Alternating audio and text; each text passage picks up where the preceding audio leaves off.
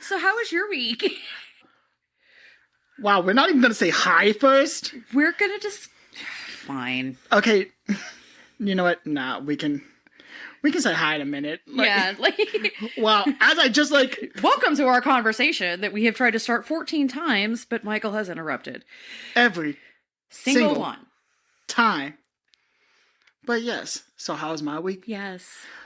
You know what? How about we talk about how your week started off, and then we can go from there. And how my week fucked up your week? Yeah. Well, getting my youngest the autism assessment was... The call is coming from inside the house. We know that. We kind of knew that before.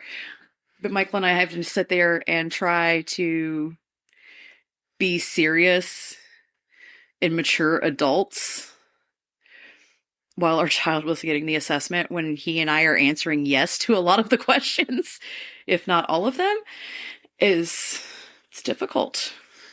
Yeah. And especially when that child, was asked something along the lines of, what would you do if somebody upset you, or how would you react, whatever. And this beautiful, precious baby looks at the doctor and goes, I would take your skin and use it as a hammock. And another patient chose that exact moment to scream. And now you have me and him, who are both too immature to actually be adults and in charge of, children, dying laughing in the room. So, yeah. And then the very next day, she brought in the assessment so I can read it. Because I was kind of curious, what kind of questions... Well, when I texted you, hey, we all have the tism, and you're like, what do you mean by all? I was like, oh, the call's coming from inside the house, dude. You thought I was calling you autistic? Nah, I know it's you and your husband. What do you mean by we all? I was talking about my family, dude. Oh, no, but the call's coming from inside my house as well, but we get to that in a second. Talk about ruining his entire day. No, as I said... She brought in the assessment so I can go over it. Not even so I can see... Not even so you can your do child, it. Not even to see, her child's stuff. But just to go over the questions so I can answer it. You're yes, yes, yes, shit, yes, yes, what the fuck?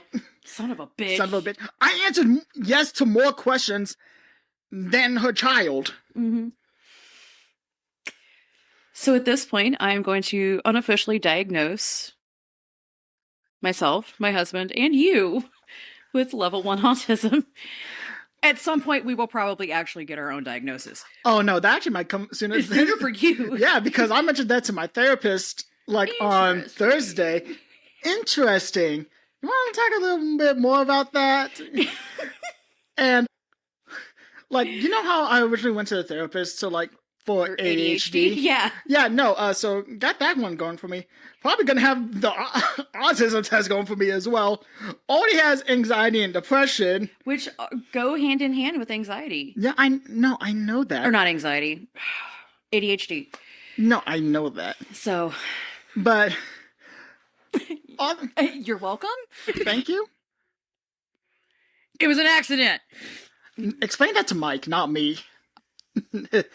But, yeah, so that's how my week went. Well, I mean, it's good to actually, mental health and actually getting, taking care of yourself. Yeah. And I'm just thankful that I am going now and actually being honest with my therapist this time, because Imagine that. Shut the fuck up. No. Our entire friendship is based off of Encanto and dissecting the psychological ramifications of trauma in your childhood. But yeah. No, literally, first went for ADHD, and then my mind's like, you know what? This is a therapist. Might as well actually be honest. And so that honesty is just so yeah, I'm so popular, they want to see me at least once a week. Yeah. Yeah. It's kind of like my chiropractor. It's like, see you again on Monday? Yes, ma'am. Yeah. You know how to snap, crackle, pop my spine? Oh, I'm moved to every 2 weeks. Yo, every week. I'm every week. Hey, I was every, like, twice a week. Yeah. Like, I went to the different clinic yesterday, and I got my same doctor, and she was like, did you come here to see me? I was like, of course. She's like, did you go to the other one first? I was like, no, I just looked on the app. I was like, my mom lives over here, and I was dropping my kid off because I'm kid-free for a week. Yes. My mom has taken the youngest to the beach, and our oldest did not get to go because she has volleyball practice every day and was trying to get me to smuggle her out of her mother's house at midnight last night. She was like, pick me up at midnight. I'll sneak out the window. No, I'm not getting a kidnapping charge. Your mom's... Nobody will notice. Your mom is going to notice. Yeah. All right, see you at midnight. Bye. No. I mean, at least she feels comfortable, like... Right, trying to get me to con her mother. I mean... Committed a crime. I mean, she knows I would. Like, if she was in danger and shit, but... Yeah. Oh, no. I saw something that's like, I'll do anything for you, but I don't go above... I don't do, like, federal level shit. I mean, it's my kid, so I'll smile in my mugshot. I mean, yeah. No, that's fair. I am that mom. You are that mom, and that's a good mom. Mm-hmm. Anyways. All right. So, hi. Hi.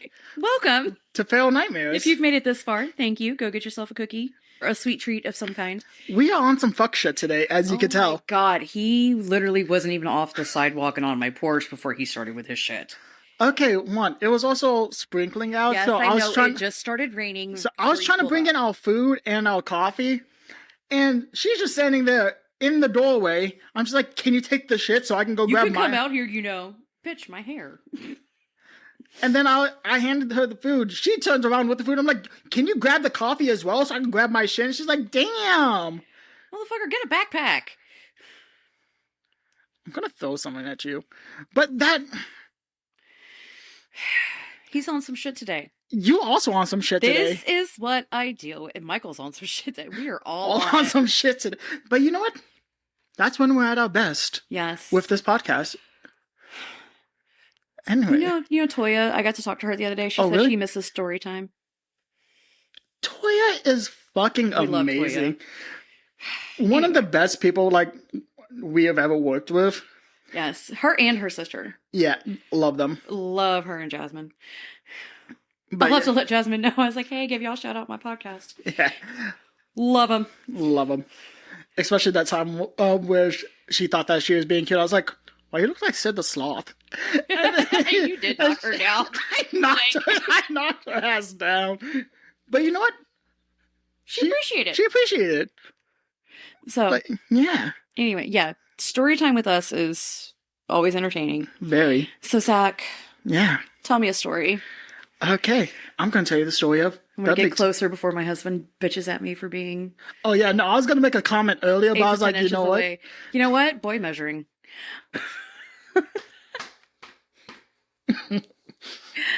Kind of like girl math? Hey, girl math works. Boy measuring is always wrong. Hey, yo, I'm like I'm 12 inches. I'm 6 feet. 5'9". 5'9". Anyway. Oh, I'm actually like 6 foot, so I'm not lying about that. Hey, Mike's supposed to be taller. Yeah, but he got that scoliosis. Mm-hmm. Poor man. Poor man. I really did humble him with that TikTok yesterday. Oh yeah, nah, his back is like... He has pulled, he's having some back issues right now. Just us trying to come upstairs to record was an entertaining experience. No. What did he do? He slapped your ass? No, he tried to put his finger in my butthole. And then That's what he does. And of course... I mean, he fingered me, but that's a different story. That was the moving in. That was moving in. No, he does it every time he gets behind me. I stiffen up because I don't trust him. As he should. I mean, I trust this man with my life. Can't trust him with his own. But he likes to rage bait me so much. So he comes up behind me. And, like, I glanced because I knew somebody's behind me. And I glanced to see if it was you or him. And it was him. And I was like, son of a bitch. Gotta be on guard. I was going to be on guard if it was you because you'd already threatened to trip me. You were testing my patience. It's like I said, we're all on that fuck shit right now. But no, and he's got the thing where he like poked my butthole through my pants. And when he did that, I'd stiffened up trying to not let it happen. And I popped my hip. So I popped my bad hip. So I went from being able to walk normally to having to do one step at a time. So he starts making fun of me for that. So I kicked him. I like straight mule kicked back, and it caused him to like, I made contact, with something on him, and that made him jerked back and bent forward and then pulled that muscle again. Oh yeah, and then when we got to the top of the stairs, I smacked his ass. Which made him stiffen up. Which made it worse. So look, I am the only one who hasn't had anything happen to me, so... You're also the youngest person in the house right now. I am literally 25. Yes. The 41-year-old and 37-year-old are falling apart. While I'm just here watching. And you're just vibing. You're just rage baiting. Oh, yeah. That's all you're doing. 100%. All right, tell me a story. Yeah, so today's story is going to be about Dudley Town. Dudley Town is an abandoned ghost town that is located within the Dark Entry Forest in Cornwall, Connecticut. Actually, you want to know why it's called the Dark Entry Forest? Because it's so dark. Yeah, it's because, like, the canopies in the trees and, like, the nearby mountain, like, it always makes it look like it's, like, always dark in there. Like, there's, like, part of it where, like, the sunlight can't even come through. I love that. Honestly, that sounds so amazing. And it's something I actually kind of miss from our old house, the little one. I was driving down the main road in the spring, and all like the trees were covering it. Yeah, that it was great. I miss it. And I do want to preference this with a little warning that it is completely illegal to try and visit Dudley Town. Don't do it. Don't do it. One, it's private property, so... And two, it is not safe to be there. We report on crimes. We do not advise you to commit them. Yeah. And there is a reason why this place is abandoned. Like, don't do it. Okay. If you do it, give us a little shout out. But anyways... Don't, Ashley. Don't do it. But if you do... Oh, I told Mike about, the conversation we had about him wanting to find, like, an abandoned place. Oh, yeah, so we could do, like, the photo shoot? Yeah. And I was like, Zach's like, yeah, but I don't want to trespass. And he was like, babies. He and I are a very different generation.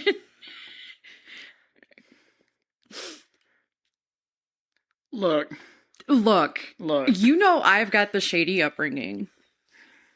I love my mother. But there are things that, looking back at as a parent myself, I'm like, damn. Okay. Yeah. So yeah. Zach does not recommend trespassing. I do not recommend trespassing. Your husband, on the other hand. Michael's in the gray area. He's in the, just don't get caught. I mean, which is fair. Fair. Okay, so you ready to get into the history of Dudley Town? Yes. So, Dudley Town was originally a farming community, and it was never actually considered a full town/village. It was more like an isolated portion of, like, the Cornwall Township, and, like, how my mind sees it is, like, Sango, still part of Clarksville, but its own... Sango, St. B, yeah. Woodlawn. Like, its own thing. Beacon Hill. But still part of... Damn it, now I did it. Mm-hmm. Good job. Yeah. Michael, don't kill us. We're both 1-to-1 at the moment. But yeah, so Dudley Town was first settled sometimes in the early 1940s by Thomas Griffiths and Gideon Dudley, as well as the rest of the families. Other families, like, followed after. I think there was, like, in total, like, 26 families that actually, like, fully, like, moved in there and settled. including, That's a lot of people for back then. Yeah, that was. Including the Tanners, the Joneses, the Pattersons, the Dibbles, the Porters, and like more came after iron was discovered in the area. Right. And like, honestly, they should have stick with farming, because every time a town goes to like iron and like that kind of stuff, shady shit starts to happen. But also, like, if you're looking at it, the area they were in is not exactly great for farming. It isn't, because of so the fact the that dark entry forest in. But the fact that they did try to start as a farm. I mean, they tried. They tried. But like the thing is, there was no schools, no churches, nor were there any actual stores within the town.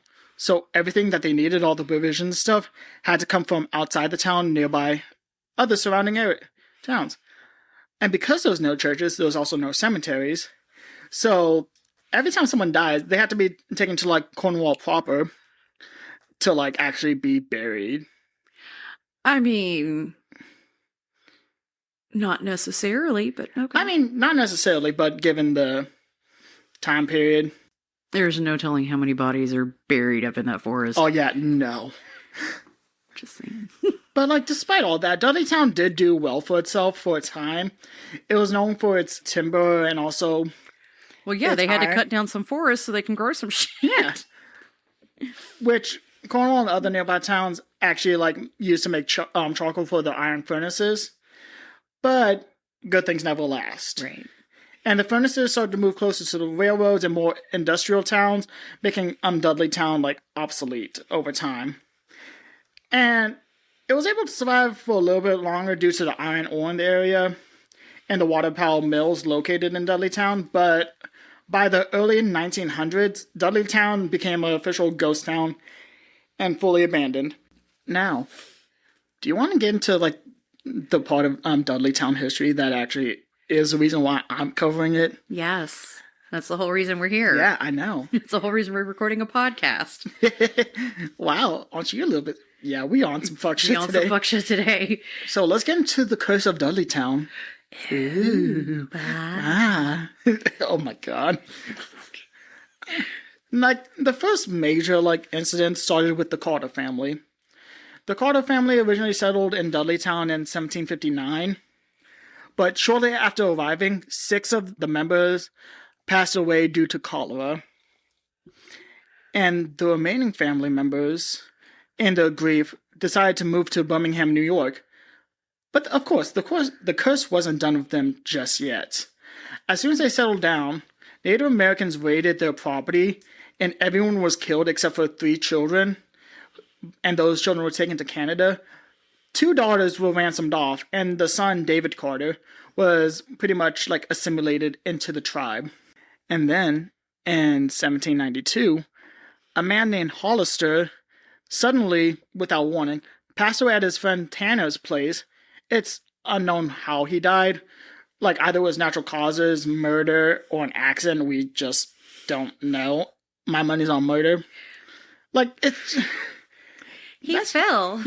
He fell on that saw blade 10 times. Anyway. And following Hollister's... We need to go see Chicago. We if it do. ever plays anywhere near us. I'll check T-Pack. Yeah. Following Hollister's death, Tanner became obsessed with strange and ominous creatures that he saw lurking in the woods at night. And soon after these encounters, Tanner begins to lose his mind, and his daughter had to take care of him for the rest of his life. But this is an isolated incident. While Tanner was losing his goddamn mind, his neighbor Abel also began to see weird, ominous creatures also lurking in the woods. And guess what?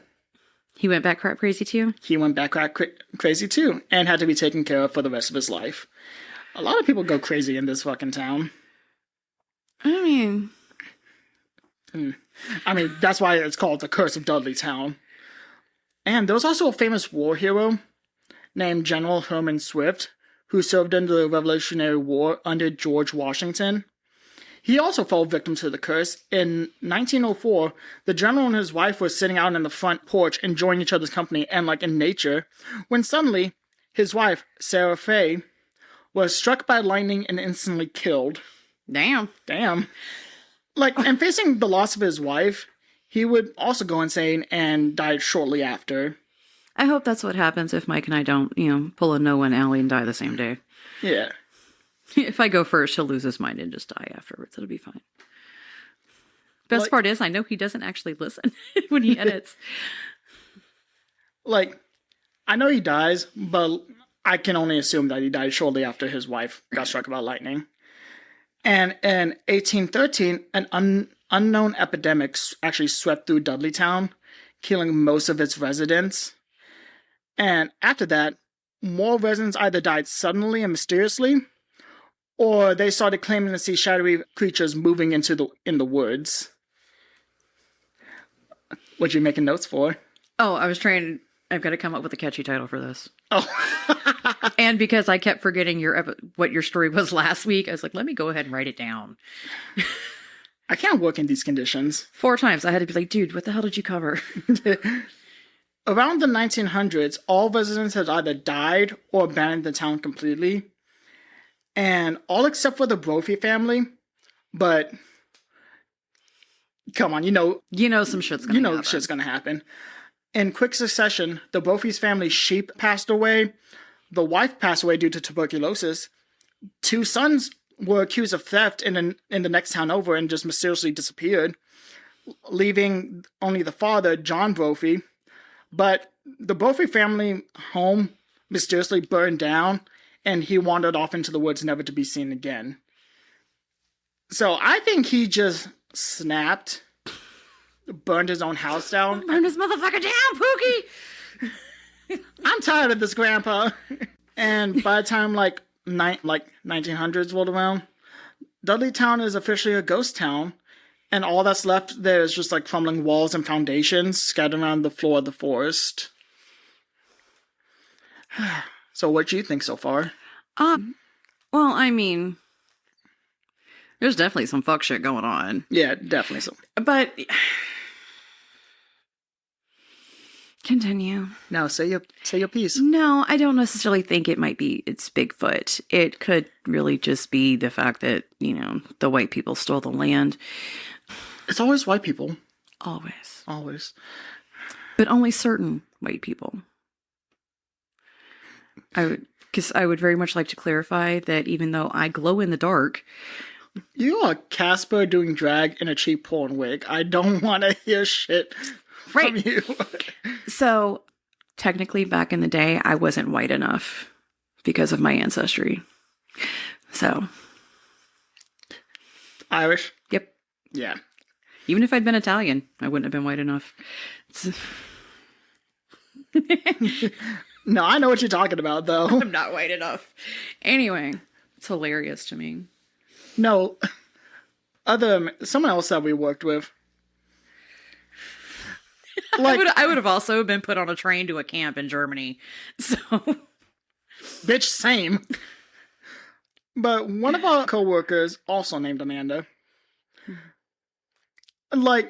someone said something indicating how white we are, and she's like, "We are transparent." I'm like, "Who the fuck is we?" I mean, your arm hair does give you a little bit of color. Oh yeah, no, I fly by my hair. Mm-hmm. It's very Robin Williams of you. Yeah.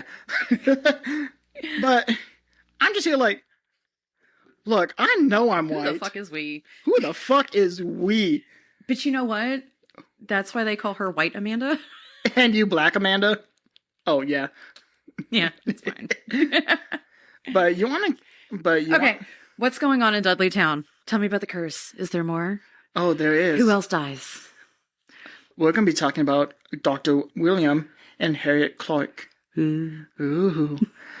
Now, how I said, in the early 1900s, mm-hmm. It's now fully abandoned at this point. Right.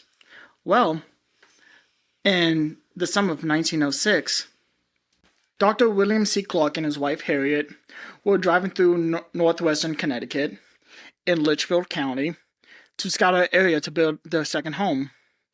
Now, like, what? I'm just over here trying to build a first home. Stupid rich people. They lived in New York City, where Dr. Clark was an oncologist, which is a cancer doctor for y'all who don't know. Okay, so money. Yeah. And a professor at Columbia College of Physicians and Surgeons. So, he's doing good for himself. The reason why they chose, like, Litchfield and, like, the area is because it's the exact opposite of New York City. Even though they had, like, full fulfilling lives in New York, it was also very hectic and very chaotic. They needed a country home. Yeah, like, that's why they chose Litchfield, because it was quiet, peaceful, and honestly, it was, like, perfect for them. After driving across a wooden bridge, they got a view of a mountain that's, like, off to the right, which looks like it had a beautiful shaded forest, like, close to the top of it. And they saw a road making its way up, so they decided to follow it. Like, they said, oh, that looks like They were not worried about trespassing. They were not. No, it's because it wasn't considered private property until later on. I'm just saying. You don't know. You don't know? No, actually, I do know. It wasn't considered private property until later on. So they went to go check it out. Just so everybody knows, this is how we greet each other every morning walking into work. That's why everybody thinks you're my brother there. You know that, right? I kind of am. I am at this point. No, they literally like, hey, where's your brother? Not you, I guess. Which one? Like, as... I want to know, like, in my notes, I meant to say as they drove up, I put as I drove up. Feels appropriate for you. Yeah, it feels very appropriate for me. As they drove up, it became pretty clear that no one really goes up that way, given, like, the road condition. They did not have four-wheel drive, did they? No, I'm assuming not. Their Model T was not made for off-roading. It was not. And before, like, they actually were able to reach the top, Dr. Clark had to pull over, and him and Harriet had to get out and walk the rest of the way. As they went on, they passed by beautiful flowers growing inside of the road. They crossed over brooks. They heard hooting from owls, like, the further on they went. Like, honestly, it was kind of giving, like, Enchanted Forest vibes to them. Well. And, like, no, whatchamacallit, like, there's even a spot, like, with a grove of apple trees, and there was a deer, like, eating apples straight from the trees. Aww. So, like, it was like felt very Walt Disney. Yeah, it was feeling very fucking Disney. It was feeling very Disney, not Brothers Grimm. Yeah. Yeah, Walt Disney Enchanted Forest, not the Grimm fairy tale. It's not German. For now. For now. But anyways, like, by the time, like, they were making their way back down, they're like, yeah, this is where we want to build our second home. And, like, honestly, I can't even blame them for that, because if I mean, it sounds great. It sounds great. Other than the having to hike to get to this anything. But, like, I'm indoorsy. You like nature, you just don't like... I like nature from my back porch with a coffee in my hand. And when they got back to New York City, they purchased like 1,000 acres of land within the forest. And back then, like, it was roughly like $30.51 per acre.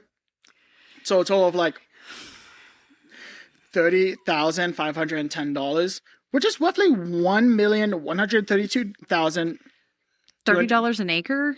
Yeah, that's... And they bought 1,000 acres? Yeah. That math doesn't seem right. No, I looked it up, but my math could be wrong. If so, like, God... I don't trust your math. Okay, you're good. Yeah, I'm right. Shut up. I'm right. I'm vindicated. Look, you know me and math do not get along. I know. But can I get back to how much is roughly now in today's money? More money than I'll ever see. More money than we'll ever see, yes. Unless everybody likes and subscribes and reviews our content, please do so. We need reviews. We need to know what we're doing right, what we're doing wrong. What we need to work on. Yeah. Just show us some love. How much you love the sound of our voices. I mean, if you do, what's wrong with you? I mean, you're listening to us, so you have something wrong with I you. was originally in college for broadcasting and radio broadcasting, so... I mean, given the way you keep on moving away from the mic, I'm pretty sure you failed some of those classes. Well, I was only in college for a semester before I had to drop out on academic probation. That's beside the point. So, $1,132,226 in today's money. Yeah. Yeah. Rich fucks. It's a fucking doctor. Fucking He's an doc- oncologist from New York. From fucking Manhattan. And, like, they did actually see, like, the ruins of Dudley Town while they were making their way through it. And, of course, like some white people that they are, they weren't concerned by it. No, it just added to the trauma of the forest. Well, I mean, they're like 200-year-old ruins. 100-year-old ruins. It wasn't even abandoned not even a few years ago. 30-year-old ruins. Whatever. Look. Other than the guy that was like, fuck this shit and struck a match, everybody else had already left. Or died. Or died. No, I mean, left. One way or another. Rain. One way or another. That's what the forest sings to them. Like, as, like, the shadow creatures are moving through the woods. One way or another. I'm gonna find you. I'm gonna get you. One day, maybe next week. That actually. Hey, those shadow creatures can get it. You know what? What? Hang on. Continue. After the purchase, Dr. Clark tried to hire construction workers from Connecticut, like the surrounding areas, to try to build their home. But everyone he called said no. Nope. No, thank you. I'm busy that week. And they never gave a clear reason why they weren't going to build it. I mean, I feel like the construction workers, like, dropped the ball, and also They had the Clarks opportunity to tell them, hey, there's get some your weird money back. there's some weird shit going on in this area. And then also, it's kind of on the Clarks as well, because they didn't also do any research. This is not the enchanted forest you're looking for. Yeah, this is not the enchanted forest you are looking for. But yeah, so it's kind of on both. Yeah, I mean, all parties involved. Yeah. Okay, and Dr. Clark, try and give him the benefit of the doubt. This is wanting to build like a single house in a very isolated part of the forest, and it's very hard to get to. Like, it just wouldn't really be worth anyone's time to actually do it. So, you know what Dr. Clark did? Build it himself. Shit, I'll do it myself. And like, Dr. Clark, he grew up on a farm in New Jersey. And that was it. That was it. Anyway, sorry. Like, he's a pretty handy and competent guy who knows how to build things. So for several months... I love a handy guy. Not a handsy guy. A handy guy. There's a difference. Not when it comes to my husband, but, Dr. Clark, he traveled every weekend to build this house for him and his wife. He cut down a swath of hemlock trees on a flat patch of land. Mean words, I swear. And used the lumber from the trees to build a 2-story cabin, shut the fuck up, on the flat patch of land. I got it that time. And on a nearby hilltop, there's a freshwater spring that he laid down piping and, like, use it for, like, plumbing and to get fresh water. So, So he created his own aqueduct. Yeah, like, as I said, this guy's very handy, very competent person. He also built, like, a pool in, like, a nearby... I don't want to say creek because that doesn't sound like the right thing. But, like, he built in a stream. Like, he built, like, a nearby... There was water, and he turned it into a pool. Yeah. He made it because he liked seeing the trout and fish, like, swim by. So he made the swimming pool. He made himself a pond. Yeah. Okay. Like, and honestly, I mean... He would have imported koi. I'm just saying. Yeah. No, but, like, honestly, it's, like, really just like, impressed. he really is turning this into an enchanted forest type... No, and the fact that he was able to go out, like, for, like, entire weekend to do this and not encounter anything. Didn't want his ass. They wanted someone, but it wasn't him. Foreshadowing. By Thanksgiving of 1906, the cabin was fully done, and the Clarks spent the holiday in the newly built cabin. Celebration. And from then on, every summer and major holiday that they can manage to get away, the Clarks traveled to their second home. All right, can you imagine having to hike through a frickin' forest in December for Christmas at the cabin in Connecticut? Look, they love that place so much they did not give a shit. We're gonna go snowshoe. And you know how I said good things never last? They never do. Yeah, the peace lasted... That could be my trauma speaking, though. That's a different story time. That's a whole different story time. So the peace lasted up until the summer of 1918. So they had pretty They got 12 years. Yeah, like a good chunk of time where... They get a dozen summers. Yeah. The couple was at their second home, relaxing in the forest, having a good time. When Dr. Clark got a call that he had to go back to New York for a medical emergency. Okay, but did he actually get a call, or do they have to send somebody after his ass? That's something I was fucking wondering.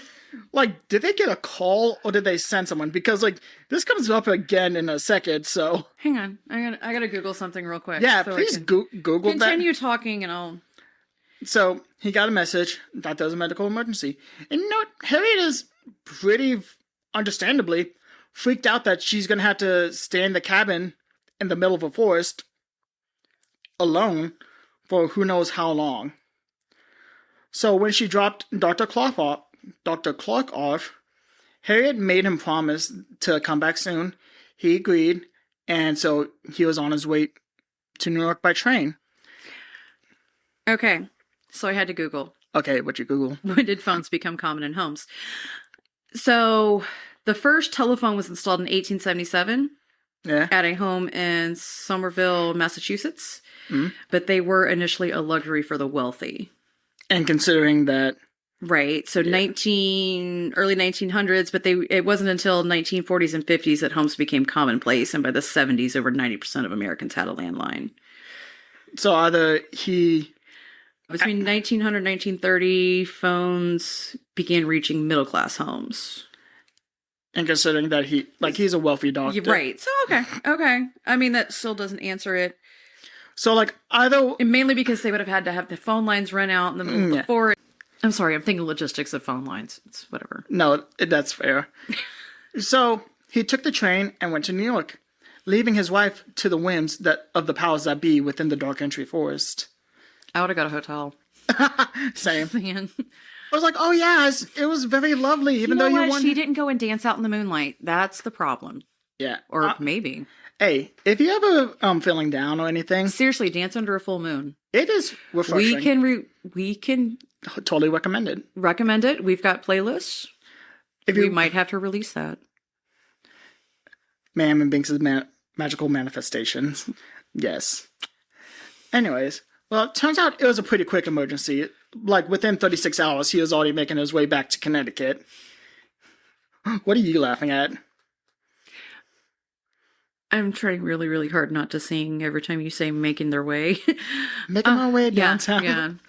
We've already done that in an episode. We're trying to be fresh. No, it's going to keep on happening. Right. I don't know how many times we've sang Blinded by the Light. It was only twice. Well, we're only 7 episodes in.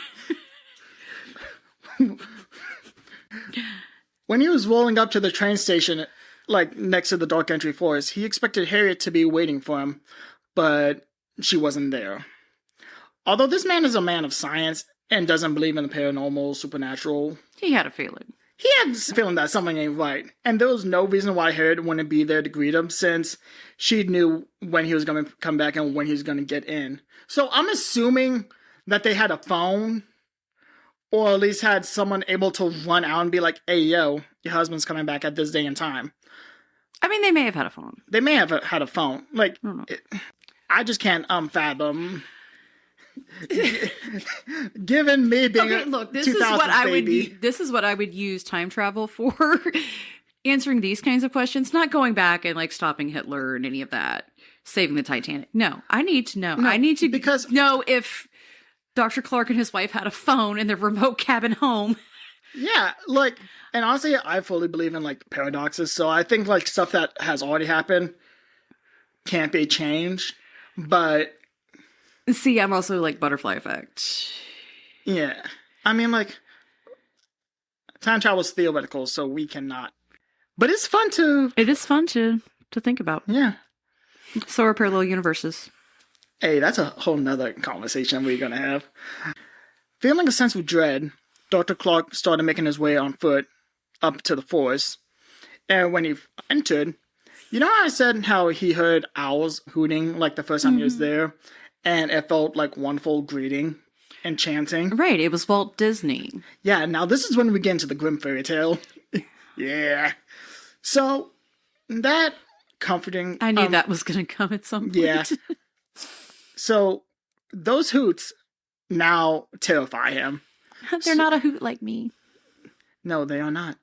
So, he began to jog the rest of the way, and the owls just kept on getting louder and louder until he reached the clearing where his house sat. And when he got to the clearing, he notices that the house's door was wide open. And seeing that, he started to, run towards the house, thinking something bad's happening to his wife. Like, honestly... Any good husband. Any good husband seeing the door open in the middle of the woods with your wife not coming to pick you up, you're going to think that some fuck shit went on. Mm-hmm. But before he can even take a step inside the house, he started hearing a high-pitched noise coming from upstairs, which caused him to freeze.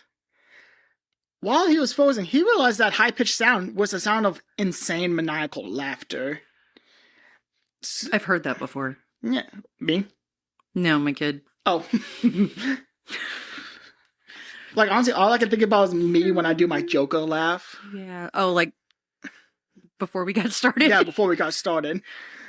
Thinking his wife is in danger, the good doctor races up the stairs to go and get her, and the laughter was coming from inside, like, the master bedroom. So he flung the door open, and in the corner, he saw his wife curled up on the floor, fists clenched, eyes, like, fucking bulging out of her head. Mouth right, like what is described as being impossibly wide for anything that a human can do. And then he realizes that that mad, insane sound was coming from her. And like, she's just going at it, like looking straight at him. This maniacal word. Maniacal. Thank you. Laughter, just like looking dead in the eyes. So the good doctor was just like, I'm out. Honestly, fucking same. And sickness and in health did not cover this one. Love you, boo. Bye. Bye, Harriet. Bye, love. I actually found out that he, you know what, I'll get into that in a second. Like, during those 36 hours, Harriet just lost her mind. And after that, can only talk about strange creatures that she saw in the forest. So she was only able to talk about strange creatures that she saw in the forest. And, like, I've heard, like, 2 accounts that either she spent the rest of her life inside of an asylum, but most of the stuff I did come across said that she ended up committing suicide after what happened to her in the Dark Country Forest. I mean, she could have done that in an asylum. Yeah.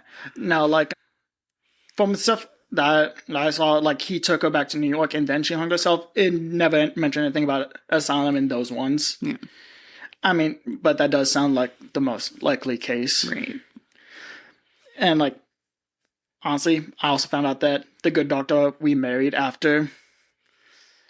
I mean, like, to each their own, but at the same time. I mean, it depends. How long were they married to start with? I don't know. Like, it was like... It wasn't a short time. Look, he might be able to build his own freaking 2-story cabin in the middle of fucking nowhere, but I will be damned if he is going to cook his own meals and wash his own underwear. No man should ever have to go through that. You know I'm kidding. I know. Considering I rarely cook or clean. I did not marry you for your ladiness. He did not marry me for my domestic skills. Okay. He married me for my smart-ass mouth. And this ass. And that ass. And that ass. Okay. Nowadays, Dudley Town still remains abandoned. Now it's just private property because people who went to visit always started graffitiing and like People gonna people. and desecrate the place. I mean, the place already seemed pretty desecrated, but like, I mean, but you know what I mean by like vandalism. Yes. Like Yeah. I said, people gonna people. Yeah, No respect. but you know that's still not going to stop people from sneaking in and take a look at Dudley Town to Right. walk amongst the ruins. People who go notice like cold spots within the forest, which honestly, due to the canopies and stuff, Right. I would assume so. Could be completely natural. Which I forgot to mention earlier, but whatever. I think about I could live in that. Yeah. I mean, I'd have to have like a paved road and shit. I'm not hiking. Yeah.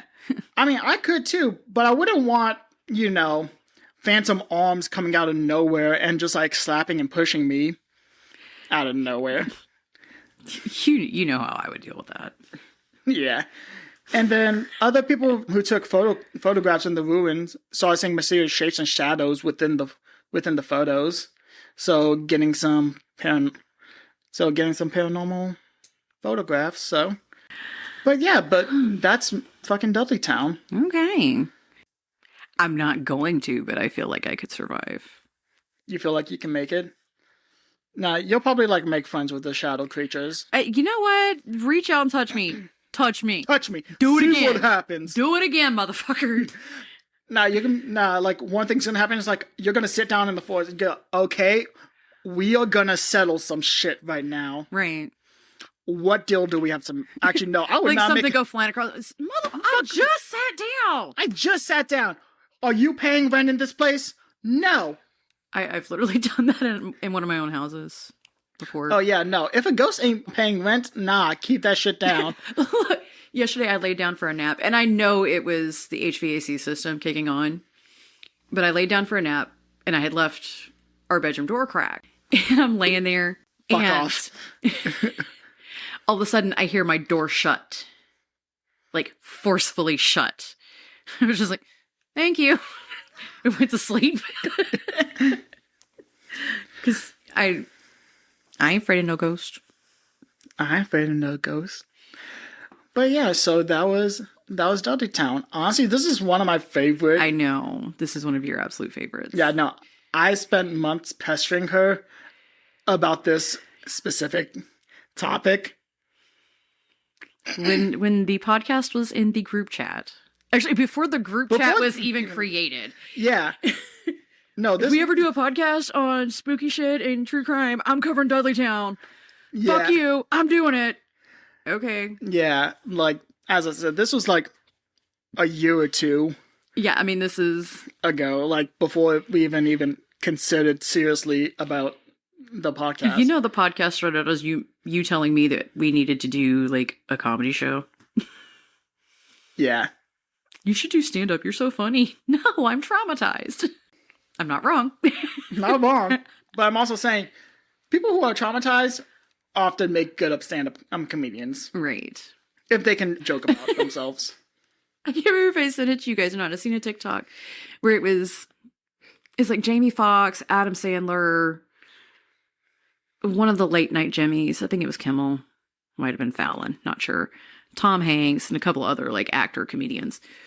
And Tom Hanks is like, you can't be funny if you grew up with an in-ground pool. What? He's like, you can't be funny if you grew up with an in-ground pool. If you could go swimming anytime you want, you can't be funny. And everybody's kind of looking around like, what the hell? I know it wasn't Jamie Foxx, it was Kevin Hart. And Kevin Hart's like, I know what you mean. You got to struggle to be funny. You got to have some trauma to be funny. You got to go through some shit. If life is too easy, you're not going to be that... You'll be funny, but you're not going to be that funny. You're not going to be pulling the shit that we do. Yeah.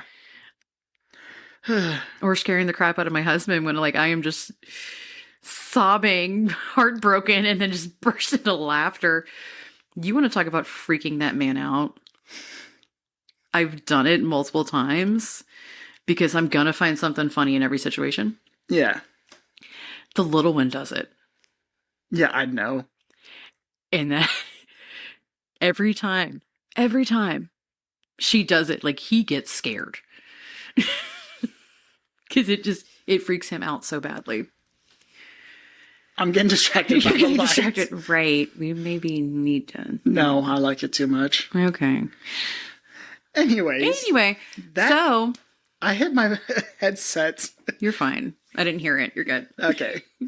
So yeah, that's been this episode. All right. Remember to follow us on Instagram, TikTok, Facebook, X.